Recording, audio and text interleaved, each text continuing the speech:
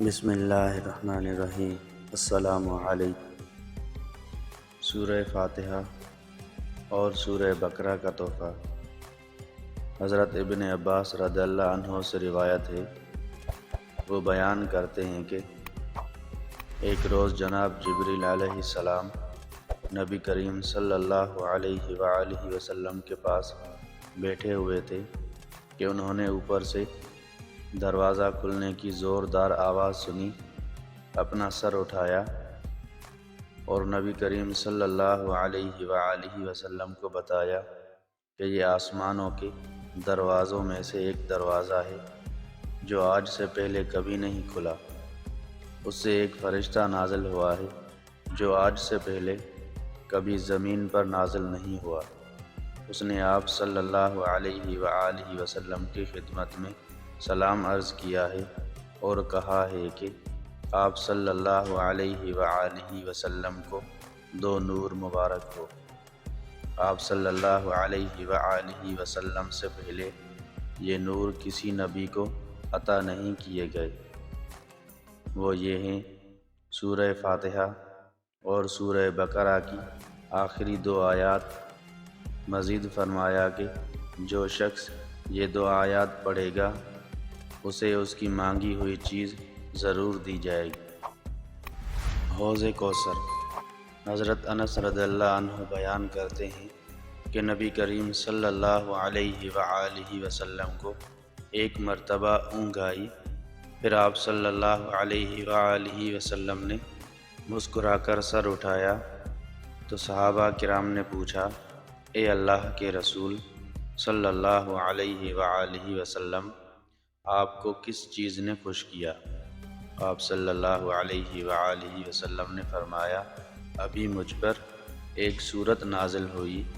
پھر آپ صلی اللہ علیہ وآلہ وسلم نے انہیں سورۃ الکوثر کی تلاوت کر کے فرمایا، جانتے ہو کوثر کیا ہے؟ صحابہ کرام نے عرض کیا کہ اللہ اور اس کا رسول ہی بہتر جانتے ہیں۔ نبی کریم صلی اللہ علیہ وآلہ وسلم نے فرمایا، کوثر جنت کی ایک نہر ہے جو اللہ تعالیٰ نے مجھے عنایت فرمائی ہے۔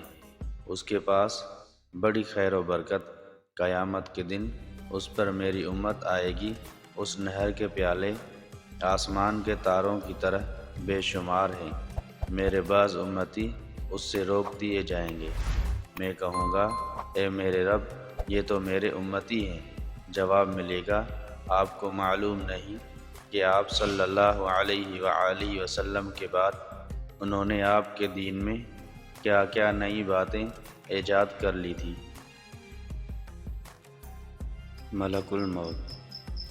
حضرت حارث بن خزرج رضی اللہ عنہ بیان کرتے ہیں کہ میرے والد نے کہا کہ رسول اللہ صلی اللہ علیہ وآلہ وسلم نے فرمایا، میں نے ملک الموت کو ایک انصاری کے سرہانے بیٹھا ہوا دیکھا تو کہا کہ اے ملک الموت، میرے صحابی کے ساتھ نرمی کرنا، یہ مومن ہے۔ ملک الموت نے عرض کیا، آپ خوش ہو جائیں، اپنی آنکھیں ٹھنڈی رکھیں، کیونکہ میں ہر مومن کے ساتھ نرمی کرتا ہوں۔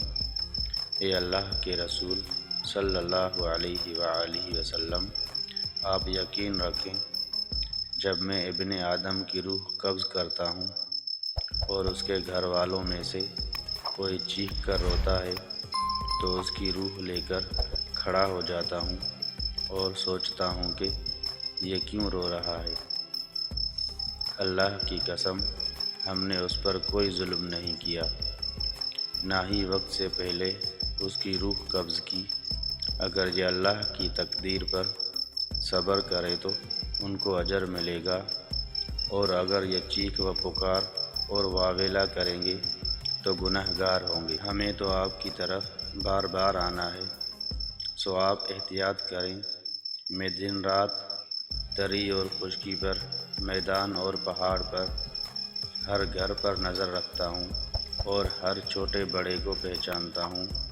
اور اے اللہ کے رسول صلی اللہ علیہ وآلہ وسلم، میں اللہ کی اجازت کے بغیر ایک مچھر کی روح بھی قبض نہیں کرتا۔